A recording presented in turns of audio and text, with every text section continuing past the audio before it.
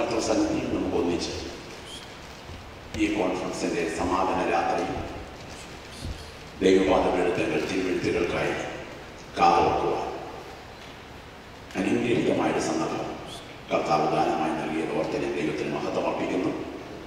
ഈ ആത്മീയ ശുശ്രൂഷയ്ക്ക് അധ്യക്ഷപദം അലങ്കരിക്കുന്ന ബഹുമാന്യായ കർത്തൃദാസൻ പാസ്റ്റർ PC ജേക്കബ് അവർ ഈ ശുശ്രൂഷയുടെ പുറകിൽ ത്യാഗപൂർവ്വം അധ്വാനിക്കുന്ന അനുഗ്രഹീതരായ പ്രിയപ്പെട്ടവർ വിവിധ നിലകളിൽ ഈ പ്രവർത്തനത്തിൻ്റെ വിജയത്തിനു വേണ്ടി കഴിഞ്ഞ ദിനരാത്രങ്ങളിൽ കർത്താവിന് വേണ്ടി ഈ പട്ടണങ്ങളിൽ നിലകൊണ്ട അനുഗ്രഹീതരായ കർത്തൃദാസന്മാർ, വേദിയിലും വേദിയിലായിരിക്കുന്ന അനുഗ്രഹീതരായ ദൈവഭക്തന്മാർ, വിശേഷിച്ച് ബഹുമാന്യനായ പാസ്റ്റർ വിക്ടർ ജോർജ് ഈ ആത്മീയ ശുശ്രൂഷയ്ക്കായി എന്നെ ക്ഷണിക്കുകയും നിരന്തരം അദ്ദേഹം എന്നോട് ടെലഫോണിൽ ബന്ധപ്പെടുകയും ചെയ്തു. ഈ പ്രവർത്തനങ്ങൾ അഭംഗുരമായി തുടരുവാൻ മഹാദൈവം ധാരാളം കൃപകൾ ഇതിൻ്റെ പുറകിലും വർഷിപ്പിക്കട്ടെ, പ്രവർത്തനത്തിൽ അനുഗ്രഹങ്ങൾ പകരട്ടെ എന്ന് ദൈവസന്നിധിയിൽ പ്രത്യേകം പ്രാർത്ഥിക്കുന്നു.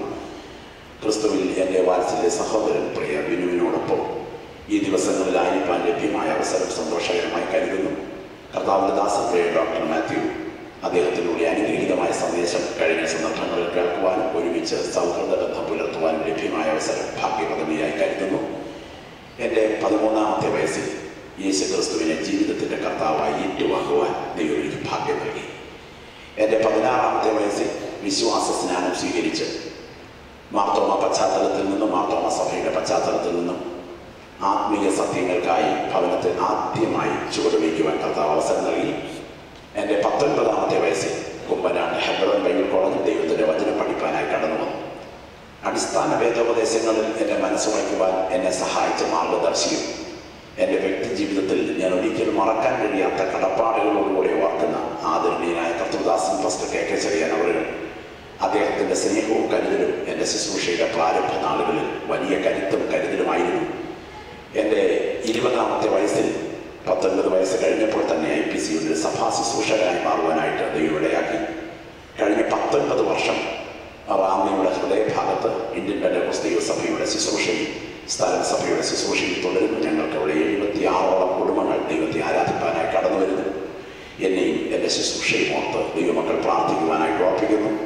ഈ ആഴ്ച ഈ കോൺഫറൻസ് കഴിഞ്ഞ് അടുത്തയാഴ്ച ന്യൂജേഴ്സിയിൽ നടക്കുന്ന ചർച്ച് ഓഫ് ഗോഡിൻ്റെ കൺവെൻഷൻ കഴിഞ്ഞ് അതിൻ്റെ പിറ്റേ ആഴ്ച IPC ഫാമിലി കോൺഫറൻസും അതേ തുടർന്ന് ഡാലസിൽ നടക്കുന്ന PMG കോൺഫറൻസും കഴിഞ്ഞ് ഉടനെ തന്നെ നാട്ടിലേക്ക് മടങ്ങുകയാണ്. വിവിധ സ്ഥലങ്ങളിൽ ദൈവത്തിൻ്റെ വചനവുമായി നിൽക്കണം പ്രാർത്ഥിക്കുന്ന എൻ്റെ ബഹുമാന്യരായ സഹോദരി സഹോദരന്മാരുടെയും കർത്തൃദാസന്മാരുടെയും പ്രാർത്ഥനയും കരുതലും ആത്മീയ ശുശ്രൂഷയും നിങ്ങളുടെ പ്രാർത്ഥന ഞാൻ ആത്മാർത്ഥമായിട്ട് ചോദിക്കുന്നു. ദൈവം നിങ്ങളെ എല്ലാവരെയും ധാരാളം അനുഗ്രഹിക്കട്ടെ. കാര്യങ്ങൾ ഉയർത്തി നമുക്കൊന്ന് ദൈവത്തിന് മഹത്വം അർപ്പിക്കാം. ഒരിക്കൽ കൂടെ ശബ്ദം ഉയർത്തി കർത്താവിനെ മഹത്വപ്പെടുത്താം. നമ്മുടെ കർത്താവിൻ്റെ സാന്നിധ്യം ഇന്ന് രാത്രി ഈ യോഗത്തിൽ അനുഭവിക്കുന്ന പ്രിയപ്പെട്ടവർ സ്തോത്ര സ്വരങ്ങളോടെ ദൈവസന്നിധാനത്തിലായിരിക്കണം.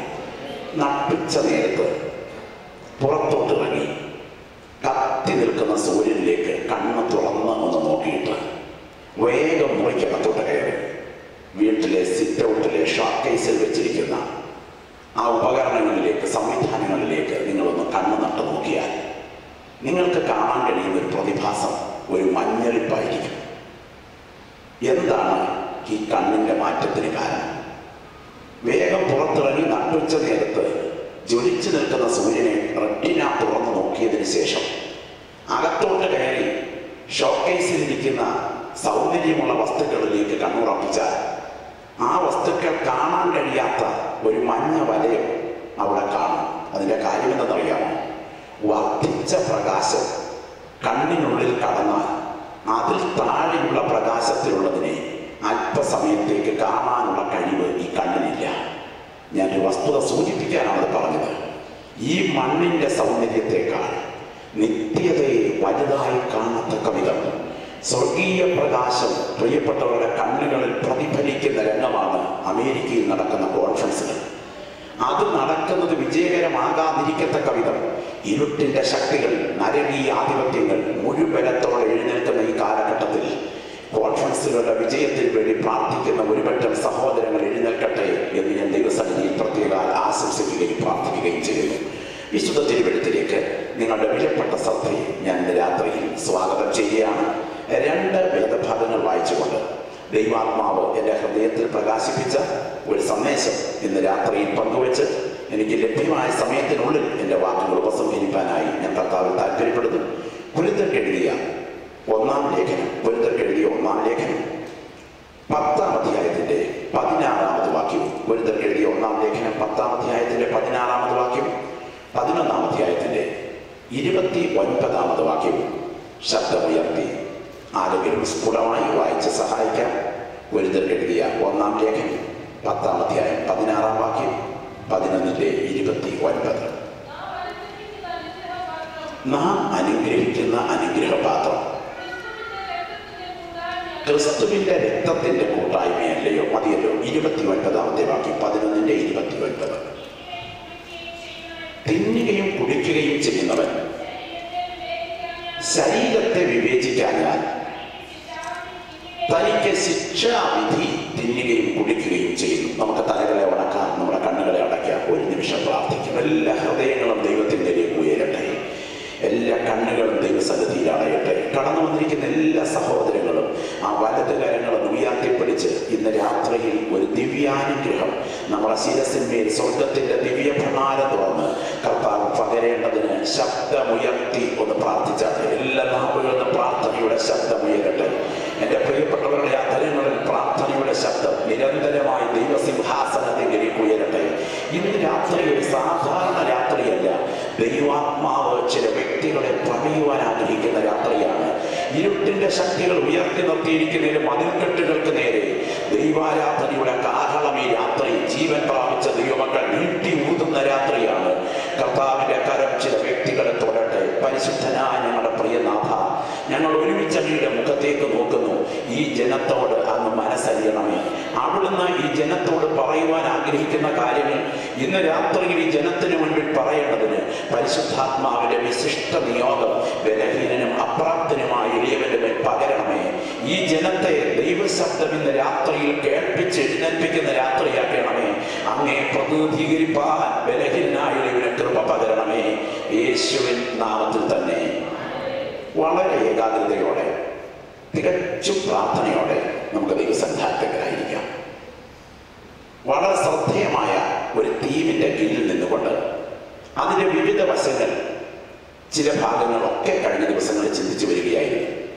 ഞാൻ മനസ്സിൽ പ്ലാൻ ചെയ്ത ഭാഗമൊന്നും പ്രസംഗിക്കാൻ അവസരം ഉണ്ടാകാത്ത വിധത്തിൽ വളരെ ചുരുക്കം സമയം കൊണ്ട് കാര്യങ്ങൾ ക്രമീകരിക്കപ്പെട്ടു എന്നുള്ളത് ദൈവത്തിന് സ്തോത്രം, സന്തോഷകരമാണ്. എങ്കിൽ തന്നെയും അനുഗ്രഹീതമായ ആത്മീയ ശുശ്രൂഷകളാണ് ഓരോ സ്റ്റെപ്പുകളിലും സമയത്തിന്റെ പരിമിതി ഉൾക്കൊണ്ടുകൊണ്ട് തന്നെ നടക്കുവാനായിട്ടിടയായത്.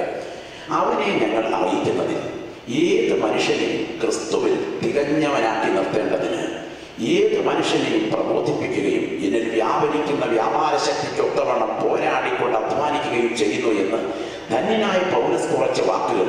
ക്രിസ്തുവിൽ തികഞ്ഞവരാക്കുക, യേശു ക്രിസ്തുവിൽ നിങ്ങളെ തികഞ്ഞവരാക്കുക. അതിന്റെ ഒന്നാം ഭാഗം 1-2 കാര്യങ്ങൾ കഴിഞ്ഞ ദിവസങ്ങളും ചിന്തിച്ചു വരികയായിരുന്നു. ഓർക്കുക, ഇന്ന് രാത്രിയിൽ വളരെ ശ്രദ്ധേയമായ ഒരു ഭാഗത്തേക്ക് നിങ്ങളുടെ ചിന്തയെ ഞാൻ സ്വാഗതം ചെയ്യുകയാണ്.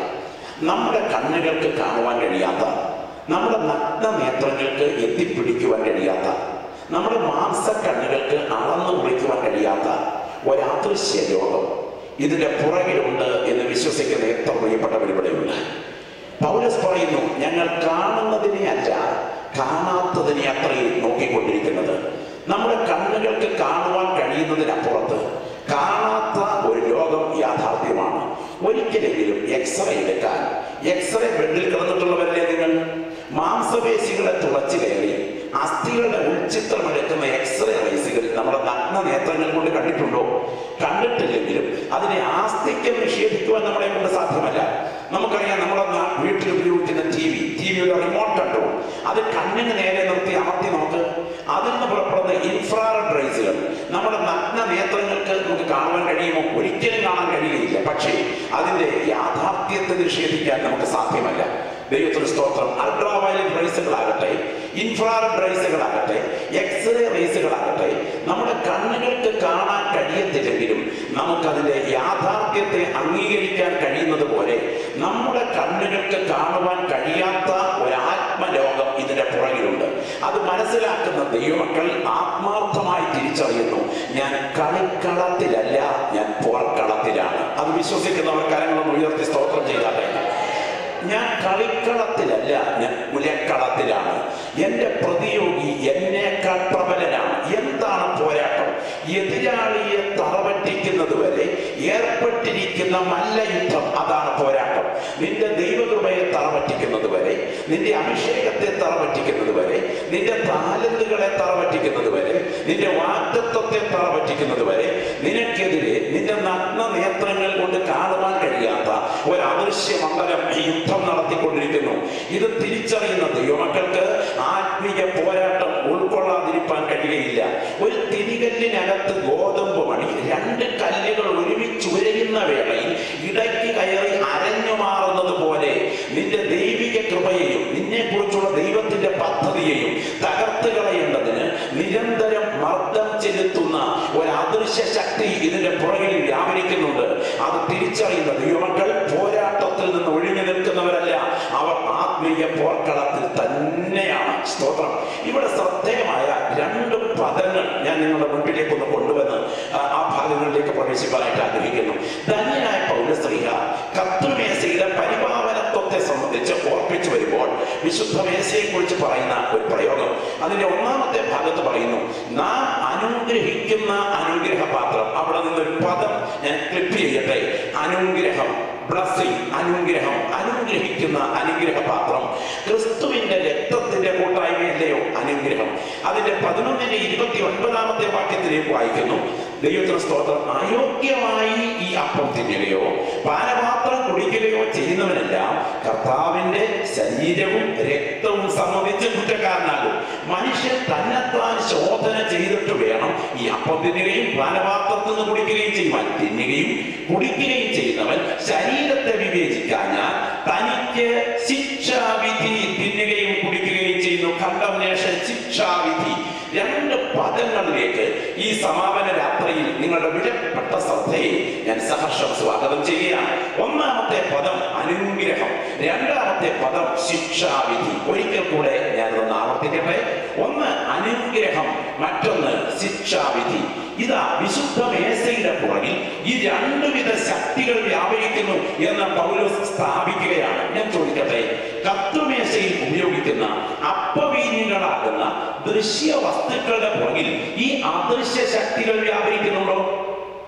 ബേക്കറിയിൽ ഉണ്ടാക്കിയ ബ്രെഡും മുന്തിരിച്ചാറും മേശപ്പുറത്ത് പ്രാർത്ഥനയോടുകൂടെ ദൈവജനത്തിന് നടുവിൽ വിതരണം ചെയ്യുമ്പോൾ ഈ ബ്രെഡിന്റെയും മുന്തിരിച്ചാറിന്റെയും പുറകിൽ അനുഗ്രഹത്തിന്റെയും ശിക്ഷാവിധിയുടെയും ശക്തികൾ വ്യാപരിക്കുന്നുണ്ടോ? സഭയ്ക്കകത്ത് ആത്മീയ ആരാധനയുടെ പുറകിൽ അനുഗ്രഹത്തിന്റെയും ശിക്ഷാവിധിയുടെയും ശക്തികൾ വ്യാപരിക്കുന്നുണ്ടോ? അതും ശിക്ഷാവിധി എവിടെ കൊണ്ടെത്തിക്കും? എഴുതിയിരിക്കുന്നത് ആ വ്യക്തിയെ അഥവാ അയോഗ്യമായി കൈനീട്ടുന്ന വ്യക്തിയെ സെമിത്തേരിയിൽ കൊണ്ടെത്തിക്കത്തക്ക വിധം, സെമിറ്ററി സ്ലീപ്പ് നൽകത്തക്ക വിധം വ്യക്തിയുടെ ശരീരത്തിന്മേൽ ആധിപത്യം പുലർത്തത്തക്ക ദൈവശിക്ഷയായി സഭയ്ക്കകത്ത് ആ ശക്തി വ്യാപരിക്കുന്നു. ആ ശക്തി വ്യാപരിക്കുന്നു. കോഴി ഇറച്ചി നല്ലതാണ്, പക്ഷേ മഞ്ഞപ്പിത്തം ബാധിച്ചവൻ കോഴി ഇറച്ചി തിന്നാൽ എങ്ങനെ ഇരിക്കും?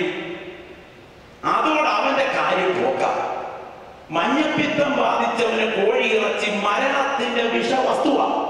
എന്നാൽ ആരോഗ്യമുള്ളവന്റെ ശരീരത്തിൽ അത് ആരോഗ്യ വസ്തുവാണ്. ഒരേ വസ്തു 2 തരത്തിൽ പ്രവർത്തിക്കുന്നത് പോലെ ഇതാ അനുഗ്രഹത്തിന്റെയും ശിക്ഷാവിധിയുടെയും ശക്തി സഭയ്ക്കകത്ത് വ്യാപരിക്കുന്നു. ഞാൻ ഇന്ന് രാത്രി ചോദിക്കട്ടെ, ദൃശ്യ വസ്തുക്കളുടെ പുറകിൽ അദൃശ്യ ശക്തി വ്യാപരിക്കുന്നുണ്ടോ? ദൃശ്യമായി കാണാൻ കഴിയുന്ന വസ്തുക്കളുടെ പുറകിൽ അദൃശ്യ ശക്തി വ്യാപരിക്കുന്നുണ്ടോ? പഴയ നിയമത്തിലേക്ക് വരുമ്പോൾ ഭർത്താവിനോട് അവിശ്വസ്തത കാണിച്ച ഭാര്യയെ എങ്ങനെ കൈകാര്യം ചെയ്യണം എന്ന് തിരുവെഴുത്ത് പറയുന്നുണ്ട്. അവളെ ദൈവസന്നിധിയിൽ കൊണ്ടുവന്നിട്ട് യാഗപീഠത്തിന്റെ ചാരം കലർത്തിയ ഉറവു വെള്ളത്തെ അവളുടെ മുൻപിൽ പ്രതിജ്ഞയോടെ കുടിപ്പിക്കാൻ ശ്രമിക്കുന്നു. അവൾ അവിശ്വസ്തയെങ്കിൽ ഉദരം തീർത്ത് നിതംബം ക്ഷയിച്ചു മരിക്കുന്നു. എന്നാൽ അവൾ വിശ്വസ്തയെങ്കിൽ അവൾക്ക് ഒരു ദോഷവും ഭവിക്കാതിരിക്കുന്നു. മൺപാത്രത്തിൽ തയ്യാറാക്കിയ ഈ ചാരമിശ്രിത വെള്ളത്തിന് എന്താ ശക്തി? അതിന് പ്രത്യേക ശക്തിയൊന്നുമില്ല. പക്ഷേ പ്രതിജ്ഞാവാചകത്തോടുകൂടെ അവൾ അത് പാനം ചെയ്യുമ്പോൾ അവളുടെ ശരീരത്തിലേക്ക് ഈ ശക്തി ശിക്ഷാവിധിയായി വ്യാപരിക്കുന്നു. അപ്പോൾ ഈ ചാരമിശ്രിതത്തിന്റെ പുറകിൽ ഇതാ ഒരു ശിക്ഷാവിധിയുടെ ശക്തി വ്യാപരിക്കുന്നു. പഴയ നിയമത്തിൽ